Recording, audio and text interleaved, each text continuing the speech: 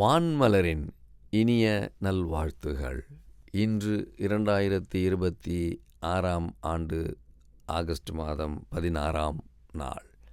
இன்றைக்கான இறை வாக்கு: கடவுளின் மகிமையே அதை பிரகாசிப்பித்து, ஆட்டுக்குட்டியானவரே அதற்கு விளக்கு. தரிசனம் 21 அதிகாரம் 23 திருவசனம். ஆட்டுக்குட்டியானவரே விளக்கு. நாம் வாழும் வாழ்வில் சூரியன் இல்லாமல் இருந்தால் எப்படி இருக்கும்? சந்திரன் இல்லாமல் இருந்தால் எப்படி இருக்கும்? நட்சத்திரம் இல்லாமல் இருந்தால் எப்படி இருக்கும்? பகலிரவு இல்லாமல் இருந்தால் எப்படி இருக்கும்? யோசிக்க கூட முடியவில்லை.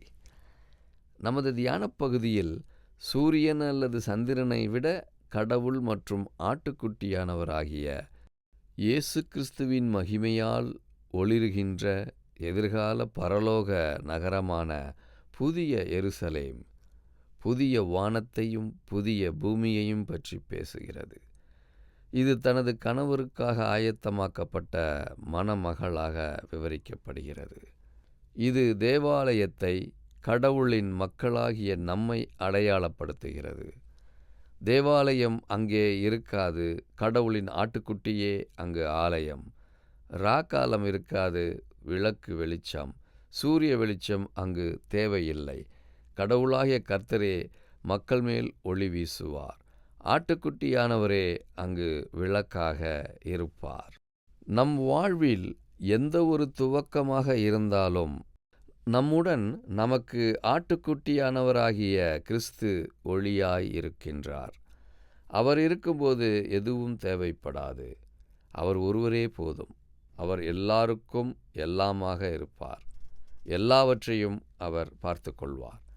இந்த நம்பிக்கையில் வாழ்வோம்.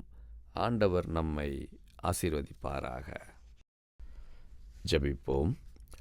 தூய கடவுளே, உமது திருமகனாகிய ஆட்டுக்குட்டியானவரே, எங்கள் வாழ்வின் விளக்காயிருந்து ஒளி வீசச் செய்திடும். இயேசுவின் வழியே பிதாவே, ஆமேன். இன்றைக்கான கேள்வி: நமக்கு யார் ஒளியாய் இருக்கின்றார்? நமக்கு யார் ஒளியாய் இருக்கின்றார்? கேள்விக்கான பதிலை கீழ்க்கண்ட எண்ணுக்கு SMS அல்லது வாட்ஸ்அப்பில் அனுப்பவும். 9841809796.